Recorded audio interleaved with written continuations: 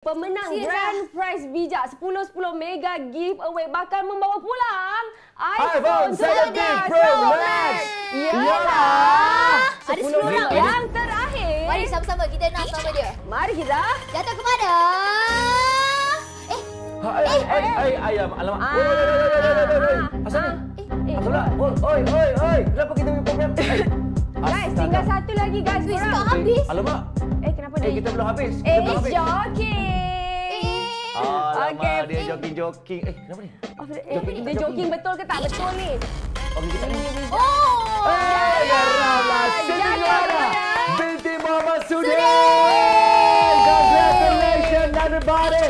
10 pemenang iPhone 17 Pro Max. Macam tu je dia gula-gulakan kita. Dengan kita kena gula ya. Kejut Geramlah. Renew dengan bijak, ini baru bijak.